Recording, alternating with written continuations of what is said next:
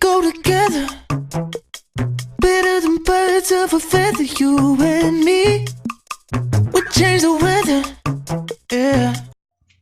Hola, buenas tardes. En esta ocasión les voy a hablar de la unidad 4, Tecnologías Ethernet. El tema 4.1 nos habla de la descripción general de Ethernet.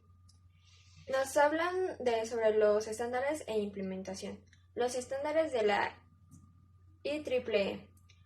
La primera LAN, la red de área local del mundo, fue la versión original de Ethernet.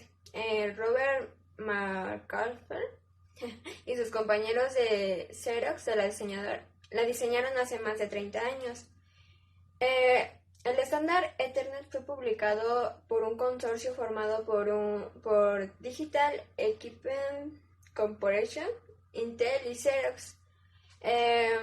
Los primeros productos que se desarrollaron a partir de este estándar Ethernet se vendieron a principios de la década de 1980.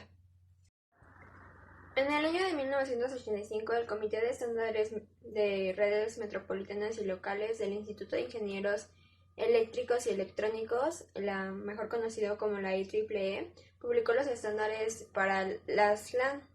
Estos estándares comienzan con el número 802. El estándar para Ethernet es el 802.3. La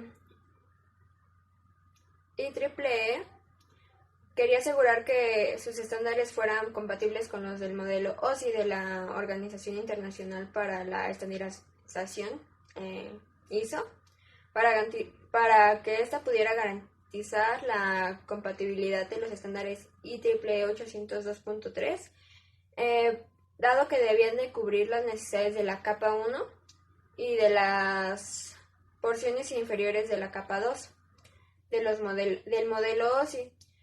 Como resultado, este tenía ciertas pequeñas modificaciones al estándar original Ethernet que se efectuaron en el 802.3. El Ethernet opera con las dos capas inferiores del modelo OSI, la capa de enlace de datos y la capa física.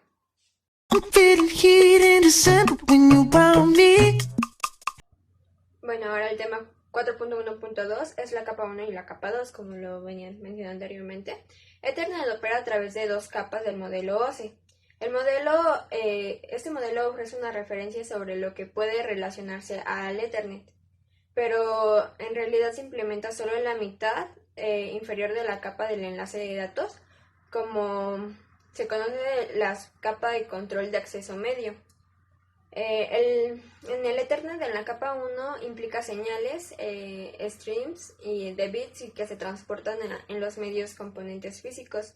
Estos son los que transmiten señales a los medios y distintas topologías. La capa 1 de Ethernet tiene un papel clave, dado que en la comunicación que se produce entre los dispositivos para cada una de estas funciones tiene limitaciones. El Ethernet en la capa 2 se ocupan estas limitaciones. Las subcapas del enlace de datos contribuyen a la compatibilidad de tecnología y la comunicación entre las computadoras.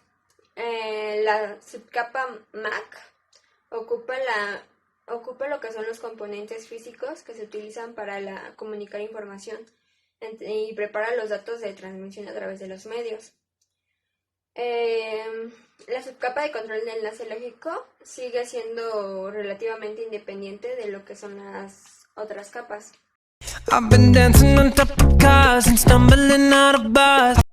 El tema 4.1.3 nos habla del control de enlace lógico, y la conexión con las capas superiores. Como se había mencionado anteriormente, Ethernet separa las funciones de la capa de enlace de datos en dos subcapas diferentes, que es la subcapa de control de enlace lógico, abreviado es LLC, y la subcapa de control de acceso medio, que es la MAC. Las funciones descritas en el modelo OSI para la capa de enlace de datos se asignan en las subcapas LLC y la MAC. Se utilizan dichas subcapas para contribuir a la compatibilidad entre diversos dispositivos finales. Para el Ethernet, el estándar de la IEEE 802.2 describe las funciones de la subcapa LLC y el estándar 802.3 describe las funciones de la subcapa MAC y la capa física. El control de accesos lógicos se encarga de la comunicación entre las capas superiores y el software de red.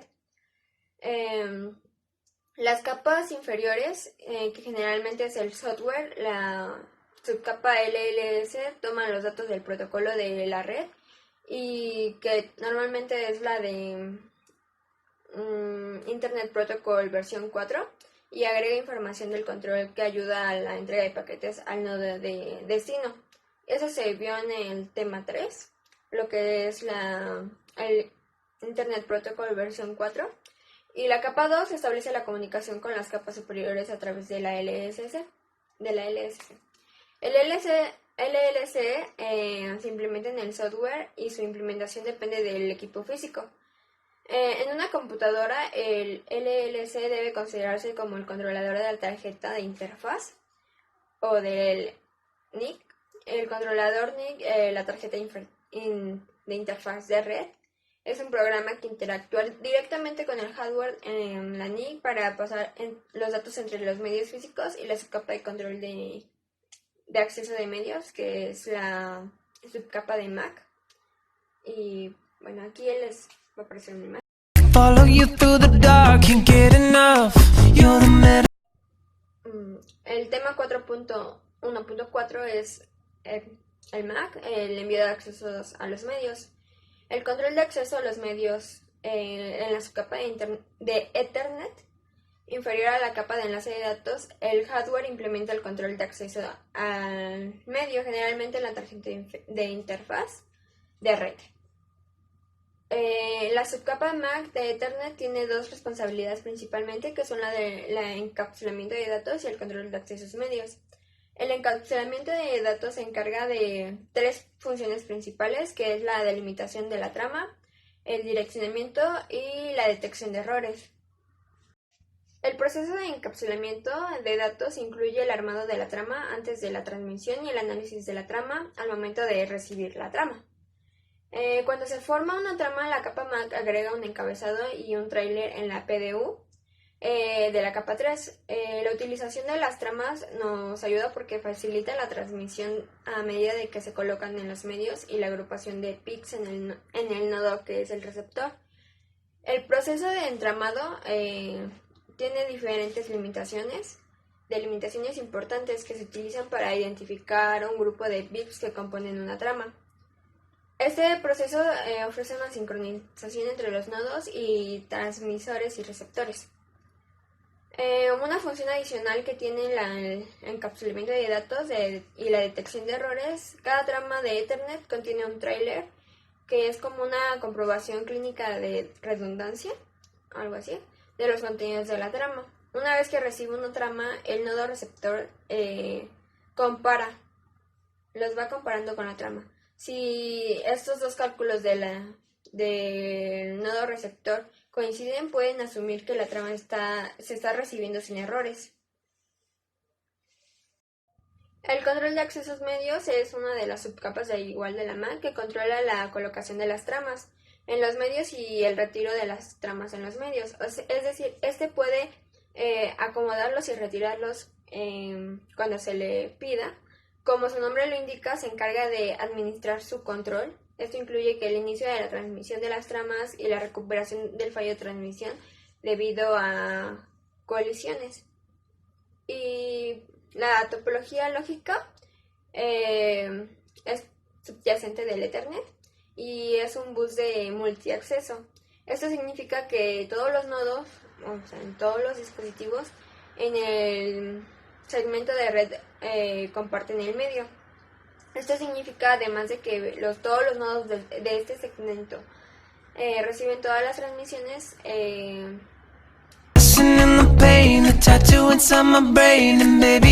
Hola, el tema que yo voy a explicar es el 4.1.5, implementaciones físicas de Ethernet. Bueno, Ethernet ha evolucionado con el paso del tiempo. Se ha adaptado a las nuevas tecnologías que ido saliendo a través de los años y pues como vendrían siendo las redes LAN, las redes que utilizan fibra óptica, las redes mundiales y redes metropolitanas. El éxito de la Ethernet, por así decirlo, es una simplicidad y una facilidad de mantenimiento, una confiabilidad, una adaptabilidad y un bajo costo en la instalación y actualización de Ethernet. La introducción de Gigabyte dio entrada a las redes MAN, las redes metropolitanas, y a las redes WAN, que en este caso vienen siendo las redes de área mundial. El tipo de cableado, o bueno, el medio de transmisión que utiliza la Ethernet, vienen siendo el UTP y la fibra óptica, las cuales se utilizan con ayuda de intermediarios de conexión, que vendrían siendo hubs, switch y routers. It's obvious, I'm a sucker for you. El tema 4.1.6 es Ethernet, comunicación a través de red de LAN. Para empezar, una red LAN o Local Area Network, en español significa red de área local. Este tipo de red es un conjunto de computadoras interconectadas dentro de un área reducida, que puede venir siendo un edificio, un departamento o una casa. En este punto desglosamos el tema 4.1.6.1, que es comunicación a través de LAN.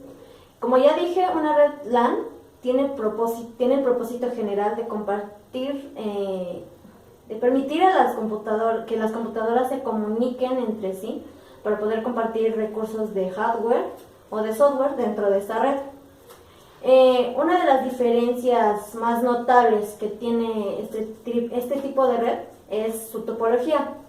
Y existen dos tipos de red LAN, que viene siendo la de Ethernet y la de Token Ring.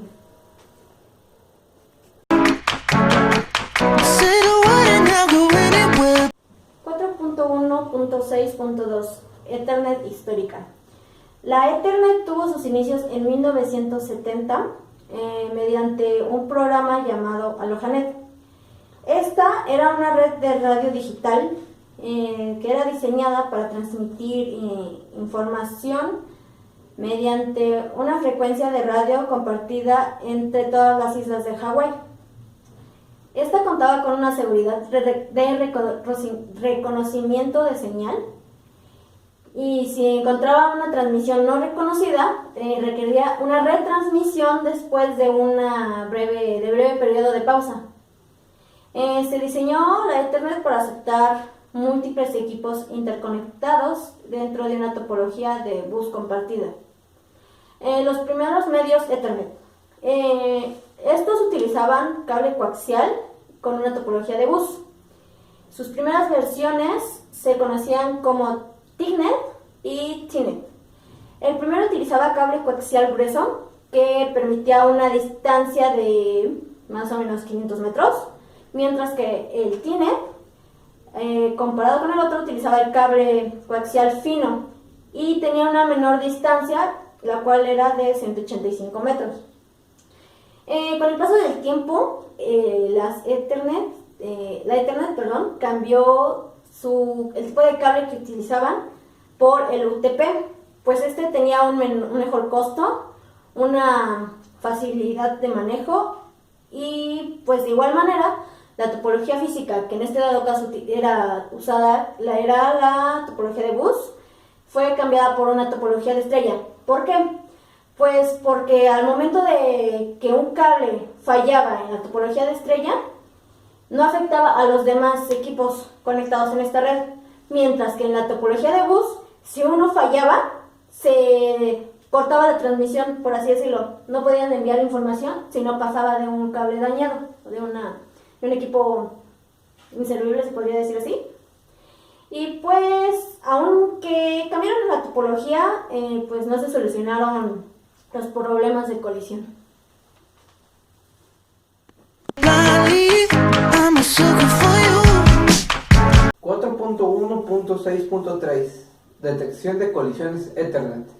Tenemos que saber que dentro de una red Ethernet suele haber colisiones, principalmente en el Ethernet antiguo. lo que se utilizaban como medios de donde todos los hosts en ese caso se concentraban eran los hubs.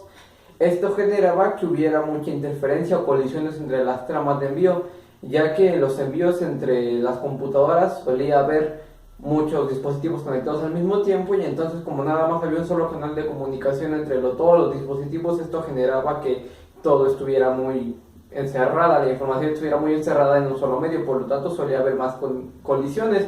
Esto pues normalmente se podía verificar mediante la detección de colisiones.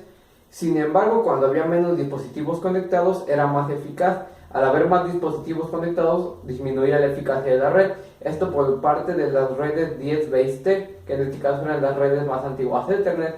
En el Ethernet actual lo que pasó es que se sustituyeron los hubs por switches. Estos permitieron más eficacia en la hora de poder controlar las redes informáticas, ya que cada uno está conectado a un puerto definido y predestinado para cada uno de los puertos. Por lo tanto, al no tener un mismo canal de comunicación como tal todos los dispositivos, puede ser un poco más efectiva la comunicación. Principalmente podemos decir que esta es el tipo de conexiones full duplex, mientras que las pasadas eran el tipo de conexiones half duplex. Este tipo de redes se implementó para las redes 100 base T. 4.2 Trama de Ethernet 4.2.1 Encapsulación del paquete. Nosotros tenemos que saber que un trama es el paquete donde vienen los datos, que en este caso vamos a nosotros hacer que viajen por a través de la red, pero esta trama está compuesta por diferentes partes. Primeramente tenemos que saber que un trama tiene un encabezado, tiene los datos y tiene un tráiler. Dentro de los estilos de tramas que existen están los definidos por la IEEE, que son el 802.3 original y el 802.3 revisado. Las diferencias entre estos suelen ser muy pequeños. La principal diferencia es que el verificado agrega un delimitador de inicio de trama, un SFD. Principalmente tenemos el tamaño de la trama de Ethernet. Se definió un nuevo estándar de trama que fue el 802.3 AC. Este definió que el tamaño máximo de un trama podría ser 1522 bytes, y esto fue para adaptarse a la nueva tecnología de redes de área local virtuales, las VLAN, que en este caso ya son muy famosas. Luego de aquí está el campo de dirección de MAC de destino y de origen. Principalmente la MAC de destino es la computadora a la que se le va a enviar el paquete, así que este se le agrega a cada trama para que el trama sepa para que el host reconozca si a él le pertenece el paquete o si no. Y este es el trama destino, y el trama origen se utiliza para saber de qué host está saliendo. Principalmente es definido por la NIC o por la interfaz de donde se esté enviando el paquete. Luego de aquí sigue el campo dirección, longitud y tipo. Principalmente lo define la longitud exacta del campo o los datos que se tienen en este. Principalmente, y el campo tipo describe qué protocolo se implementa dentro de este campo. Luego de aquí tenemos los campos datos y campos relleno. Principalmente todo este campo contiene todos los datos que en este caso se van a enviar entre los hosts. Y por último tenemos el campo que puede saber si existen errores en el envío de los paquetes. Principalmente este es el campo de secuencia de verificación del trama. Cuando nosotros enviamos un paquete o cuando se envía un trama, el host destino recibe en este caso un archivo en donde se le dice qué tamaño tiene el trama que tiene que recibir. Si al momento de recibir el trama compara, y si los cálculos coinciden, en este caso deja el trama. Si no coinciden, lo rechaza porque quiere decir que hubo pérdida de datos en el transcurso del envío del paquete. 4.2.2 Dirección MAC, que en este caso empezaremos a ver qué es una dirección MAC. Nosotros tenemos que saber que una dirección, ya se diga IP o MAC, es un número que se le asigna ya sea a un dispositivo virtual o permanentemente. Ahora veremos la dirección MAC. La dirección MAC es un número de serie que se le asigna a un dispositivo para que éste pueda definirse dentro de una red como un dispositivo físico único. En este caso, esta es definida como control de acceso al medio y es un valor binario de 48 bits expresado por 12 dígitos hexadecimales. Principalmente tenemos que saber cómo está definida una dirección MAC. Principalmente tenemos que saber que la MAC se compone de fases, en este caso definidas por la IEEE. La IEEE hace que todos los proveedores de dispositivos físicos cumplan dos normas existenciales. Principalmente, la IEEE les asigna un número a cada uno de los proveedores, que en este caso es llamado identificador único organizacional, que en este caso se le asigna uno a cada organización que en este caso venda o haga comercio con dispositivos, y el otro es que les obliga que al final de cada dirección MAC estos utilicen un número de serie único para cada uno de los, que se repite en cada uno de esos dispositivos. Entonces, lo que la IEEE define es que los 3 primeros bytes sean el código que la IEEE le da y que los 3 últimos bytes sean el número de serie que estos definen. Así que una vez que ya está definido el número o la MAC para cada dispositivo, esta se almacena en la memoria ROM, que debemos saber que es la memoria de solo lectura. Así que como una vez que esta se graba no puede ser borrada, esta es permanente, por lo tanto no puede ser modificado el software. Cuando se tienen los dispositivos de red, el dispositivo de red pasa la memoria ROM, la agarra la MAC y la almacena en la memoria RAM. Para nosotros esa dirección es la que compara los dispositivos. Cuando un dispositivo manda un mensaje, las tramas se van a todos los dispositivos y empieza a hacer la comparación entre la parte de la trama que trae la dirección MAC. Empieza a comparar si la dirección que trae la trama es la dirección de la computadora. Si las direcciones coinciden, deja las tramas, y si no coinciden, las descarta. Así es como se sabe a qué dispositivo va dirigida la información. 4.2.3 Numeración hexadecimal y direccionamiento. Principalmente, ya que sabemos que la dirección MAC se compone por formato hexadecimal, tenemos que saber qué es el formato hexadecimal. Nosotros entendemos diferentes sistemas de numeración para ese entonces. En este caso sabemos que el sistema de numeración decimal es aquel que trabaja con 10 dígitos y que abarca del 0 al 9 y que utilizamos cotidianamente, y de la misma manera sabemos que el sistema binario trabaja bajo 2 dígitos que van del 0 al 1, que en este caso utilizamos mucho en el ámbito de las redes. Ahora se utilizará lo que es el hexadecimal, que en este caso es un sistema de numeración que en este caso cumple 16 dígitos, que en este caso van desde el 0 hasta el 9, donde se suman 10, y de la letra A hasta la F. Entonces el rango completo quedaría desde el 0 hasta la letra F, tomando todos esos 16 dígitos como un solo sistema hexadecimal. En este caso tenemos que comprender cómo funcionan los bytes. Dado que 8 bits en este caso componen, o es una agrupación muy común en lo binario, 8 bits componen un binario. Los binarios compuestos por 8 ceros o 8 unos pueden representarse en hexadecimal desde los intervalos 00 hasta el intervalo FF, ya que podemos decir que un hexadecimal, el más pequeño que puede haber es el 00 y el más grande que puede haber es el FF, esto comparándolo con los sistemas binarios. En este caso, una vez que nosotros entramos en esto, tenemos que saber cómo representar los valores hexadecimales. Dentro de lo que se trabaja dentro de las matemáticas y todo esto, las formas pueden variar, pero la más común es poner un subíndice 16, que en este caso es un número chiquito abajo del número con un 16, pero dentro de esto de la computadora muchas veces la línea de comandos no lo detecta, así que se opta por poner un 0x antes del número para que se sepa que este es un número hexadecimal.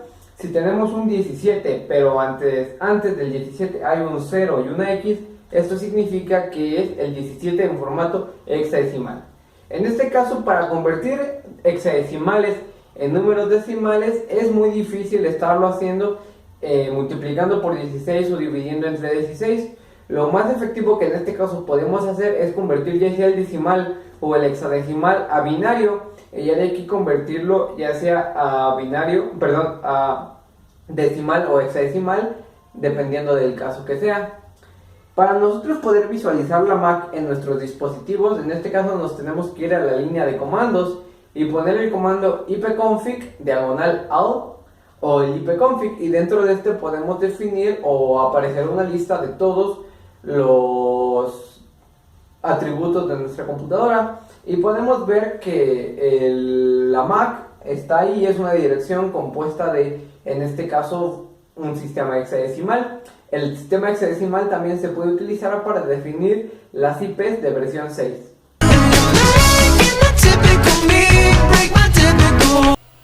Tema 4.2.4. Otra capa de direccionamiento. La capa de enlace de datos se encuentra ubicada en el nivel 2 de OSI. El direccionamiento físico que emplea esta capa es una dirección MAC Ethernet. Se utiliza para transportar la trama de datos a través de los medios locales. Además, las direcciones físicas que tienen no van a ser jerárquicas. Estas direcciones se asocian a un dispositivo en particular, el cual, independientemente de su ubicación o de la red a la que se encuentre conectado, un paquete tendría que pasar a través de una serie de capas diferentes al momento de ser enviado, o redes locales o de un área más amplia. Eso quiere decir que un dispositivo de origen no va a tener conocimiento de que al momento de enviar los datos va a tener que pasar por redes intermedias para poder llegar al destino. La capa de red se encuentra en el nivel 3 de OSI. Esta utiliza direcciones IPv4, las cuales brindan el direccionamiento general y local que se comprende tanto en el origen como en el destino. Para llegar a su último destino, un paquete transporta la dirección del destino de capa 3 desde su origen. Debido a que diferentes protocolos de la capa de enlace de datos obstruyen, por así decirlo, durante el trayecto la información, la dirección de capa 2 recibe esta vez los datos y se aplica solo a esa porción local de trayecto y sus medios. Y para poder dar un resumen de estos dos niveles, tanto de la capa 2 y de la capa 3, podríamos decir que la capa de enlace de datos permite el transporte del paquete utilizando los medios locales a través de cada segmento, y la capa de red va a ser la que permite el envío del paquete a su destino. Tema 4.2.5. Control de acceso al medio. En un entorno donde todos los medios compartidos están conectados, los dispositivos tienen acceso garantizado al medio, pero no tienen una prioridad. Por decir, uno va a tener la prioridad de mandar sus documentos o sus archivos y los demás se van a esperar. Así no funciona, sino que más de un dispositivo realiza esta transmisión de datos simultáneamente. Además, las señales físicas pueden colisionar y la red debe recuperarse para que pueda continuar la comunicación. La Ethernet utiliza el acceso múltiple por detección de portadora y detección de colisiones. Esto para detectar y manejar colisiones y para administrar la reanudación de las comunicaciones.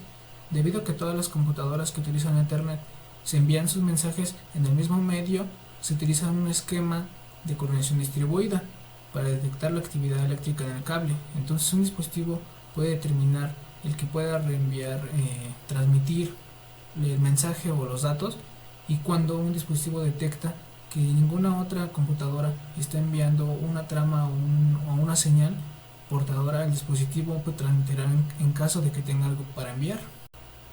Tema 4.2.5.1.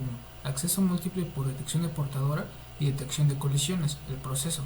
Dado que las colisiones se producirán ocasionalmente en cualquier topología de medios compartidos, debemos prestar atención de las condiciones que pueden originar a un aumento de las colisiones debido al rápido crecimiento de la Internet, y esos son 3 puntos. Se conectan más dispositivos a la red, los dispositivos acceden a los medios de red con mayor frecuencia o aumentan las distancias entre los dispositivos. Otra cosa importante son los hubs. Los hubs son creados como dispositivos de red intermediarios que se encargan de permitir a una mayor cantidad de nodos, o así se les conoce a las máquinas, a conectarse a los medios compartidos. Los hubs, que también se conocen como repetidores multipuertos, retransmiten las señales de datos recibidas a todos los dispositivos de red, excepto a aquel que está emitiendo la señal. Los hubs no desempeñan funciones de red ni nada de eso, solamente son encargados de dirigir los datos según las direcciones. Entonces, los hubs y los repetidores son dispositivos intermediarios que extienden la distancia que pueden alcanzar los cables de Ethernet, debido a que los hubs operan en la capa física, ocupándose únicamente de las señales en los medios. Pueden producirse colisiones entre los dispositivos que conectan dentro de los mismos hubs. Yeah. Don't complicate it. Hola, yo les voy a hablar sobre el tema 4.2, 4.5.2, es la temporización de Ethernet. La implementación más rápida de la capa física de Ethernet introducen complejidades para administración de ecualizaciones. Para esto es importante tener muy bien definido esta palabra que se llama latencia. Esta palabra se define como el tiempo que ocurre entre cuando envías una petición hasta que la recibes y el primer bit da la respuesta. Ok, bueno, tal como se analizó anteriormente, cada dispositivo se desea transmitir, debe ser escuchado, ya que el primer medio para verificar es la presentación de tráfico. Es como todo, si hay una saturación de la red, pues obviamente va a ser súper lento, pero si no hay tráfico, esto comienza a transmitir de manera inmediata, o sea, de una forma muy, muy rápida. La señal electrónica que se transmite requiere una cantidad determinada de tiempo de latencia, como ya lo habíamos mencionado, que es el tiempo, para propagarse y viajar a través del cable. Cada hub o repetidor de ruta de la señal agrega latencia a medida de que envía unos bits desde un puerto al puerto siguiente. Vamos a hablar también sobre un tema que es muy importante, sobre la temporización y la sincronización. Este tema dice, bueno, lo podemos así definir como HAL duplex, y si no se produce una colisión de este dispositivo emisor, transmitirá en 64 bits de información sincronizada de temporización que conocemos como preámbulo.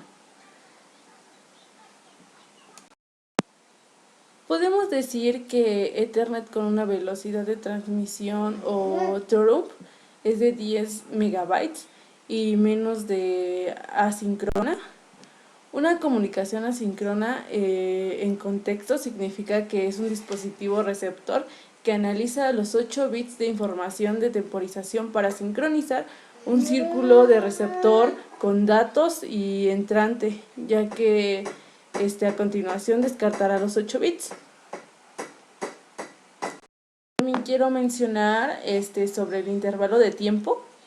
En Ethernet o HAL duplex, donde los datos solo pueden viajar de una dirección a la vez, el intervalo se convierte en un parámetro, por así decirlo, importante para determinar cuándo el dispositivo puede compartir una red para todas las velocidades de transmisión de Ethernet o por abajo de los 100 megabytes.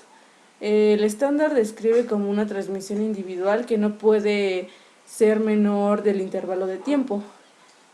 ¿Por qué el intervalo de tiempo es importante? Bueno, voy a decir dos cositas muy importantes. El intervalo de tiempo de 512 bits establece un tamaño mínimo de una trama de Ethernet en 64 bits. Cualquier trama de menos de 64 bits de longitud se considera un fragmento de colisión, o también se conoce como room frame. Las estatizaciones receptoras descartan automáticamente, o sea, totalmente se descartan. La otra es el intervalo de tiempo determina el límite de tamaño máximo en los segmentos de la red.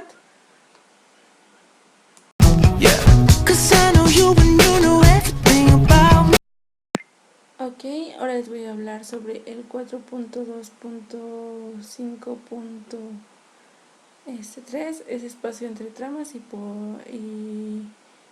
y postergación. Para empezar, vamos a empezar con el espacio entre tramas. El espacio entre tramas hay que tener bien en claro qué es una trama. Una trama es simplemente el envío de datos, hay que tener bien en cuenta ese significado, ya para que no nos confundamos y digamos, ¿qué es una trama? Pues es el envío de datos. El estándar de Ethernet requiere un espacio mínimo entre tramas que no haya sufrido una colisión. Esto se otorga al mismo tiempo para establecerse entre la transmisión de trama anterior al tiempo de los dispositivos. Para procesar el trama, este tiempo llamado espacio de tramas, se mide, o espacio de envío de datos, se mide desde el último bit de campo de un trama hasta que el primer bit se promueva o se aproxime al trama, por así decirlo. Una vez enviado el trama, todos los dispositivos de red de 10 megabytes deben esperar un mínimo de 96 tiempos de bit, que es de 9 a 6 microsegundos, antes de cualquier dispositivo pueda transmitirse de la siguiente trama. O sea, como todo, ¿no? Cuando tú desde internet tú envías unos datos que obviamente va a ser súper veloz, por decirlo, se manda 96 tiempos para que uno de ellos llegue bien, porque puede haber algún tipo de error o simplemente no se envían, así que se pueden enviar, y si no funciona esto se vuelve a reenviar, o vuelve a ser una función de tramas. Los retardos sincronizados entre dispositivos pueden ocasionar una pérdida de algunos de estos bits.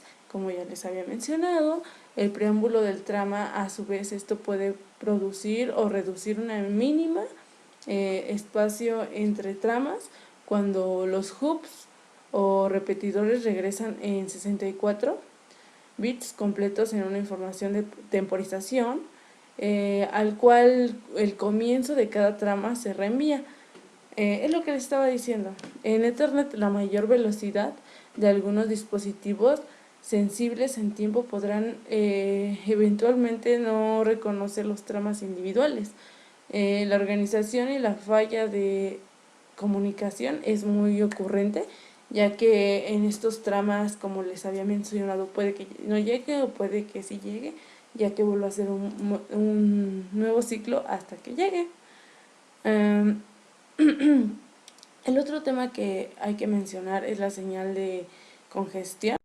Bueno, la Ethernet permite que los dispositivos compitan para que un tiempo de transmisión, en caso de que los dispositivos transmitan una simulación de la red intensa para resolver un problema. Sin embargo, pueden que cuando se agrega un mayor número de dispositivos en la red, pues obviamente se va a hacer un poco más lenta y va a haber un posible de colisiones que sean más difíciles de remover.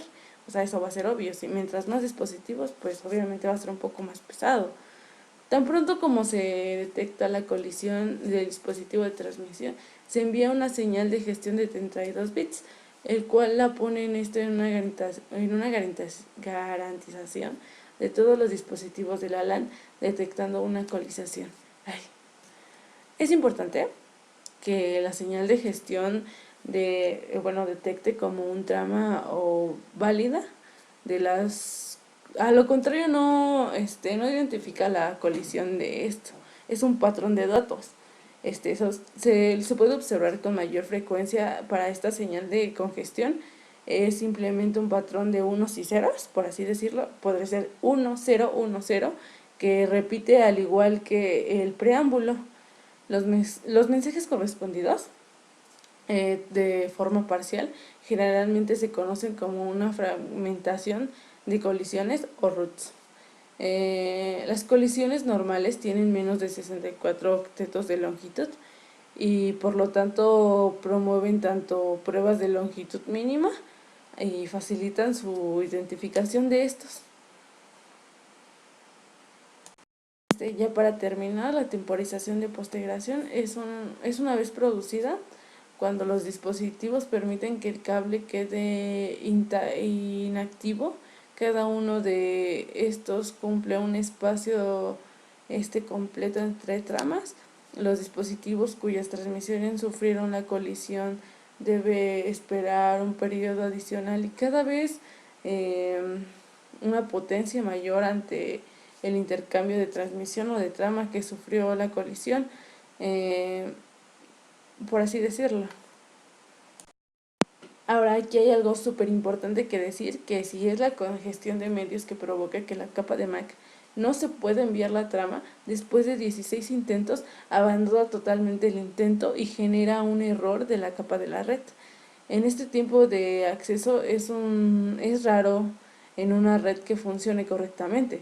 Solo sucedería en caso de que la red exterior o externamente esté pasada, o cuando produce un problema físico en la red, por ejemplo, si se rompe un pequeño cable o etcétera, ¿no? Eso sería porque, o sea, está programada para que no haga esos tipos de errores y totalmente mande la cantidad de envío de datos para que lleguen correspondiente al lugar que tienen que hacer, y si no se vuelve a mandar y se vuelve a mandar y hace sus 96 soluciones para que puedan llegar ese envío de datos.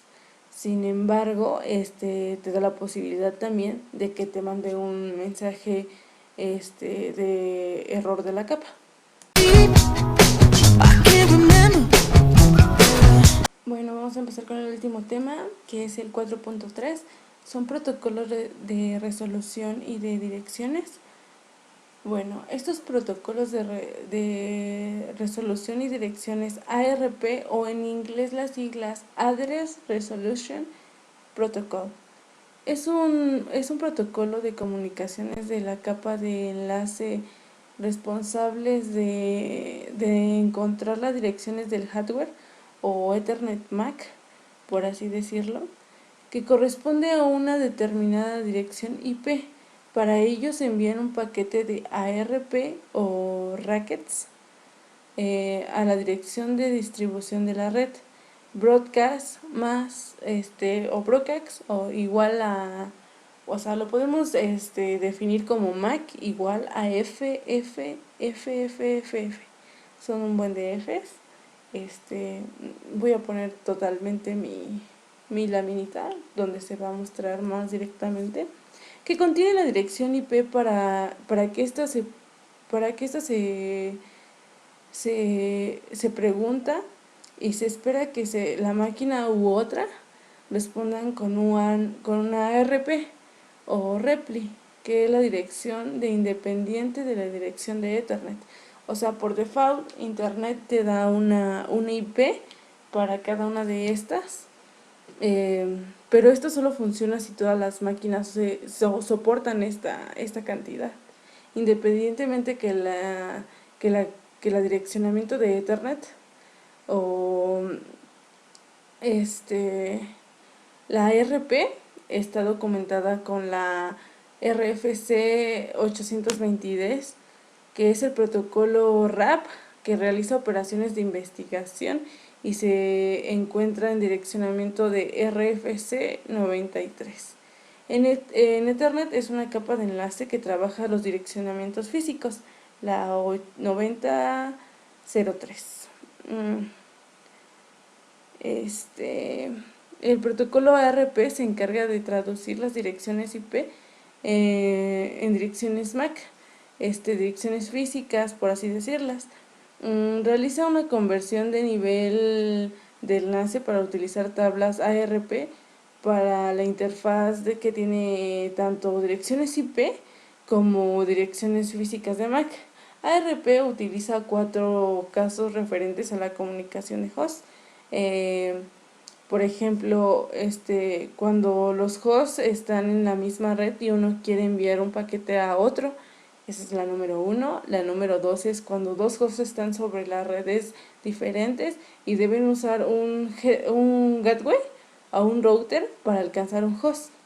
La número 3 es cuando un router necesita enviar un paquete a un host y a través de un router se hace esto.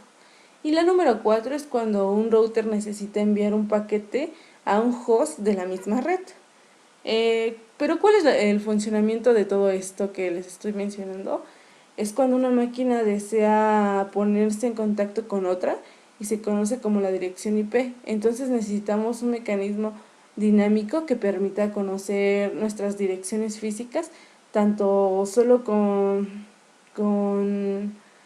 entonces enviar una petición a ARP por broadcast o sea todos los de las máquinas, o sea, esto se quiere decir que por todas las máquinas vamos a mandar una dirección IP.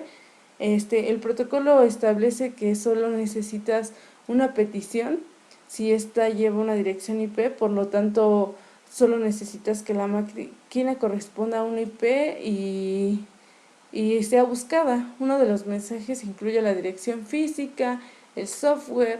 La comunicación debe de ser por medio de la caché, los pares de IP de dirección física, ya que de este modo la siguiente vez que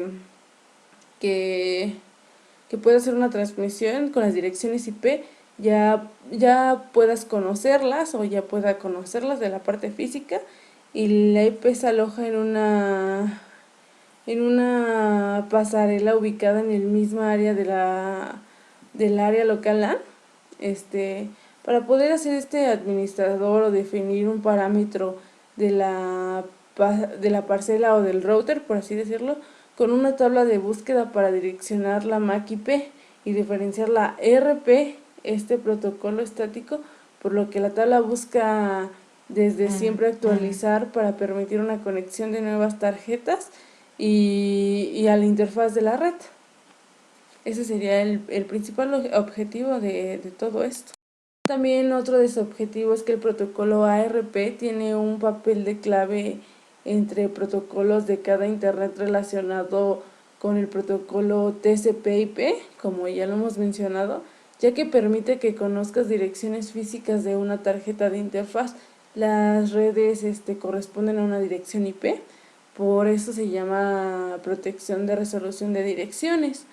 Cada equipo conecta una red que tiene un número de identificación de 48 bits. Como ya lo habíamos dicho en los anteriores videos, este es un número único.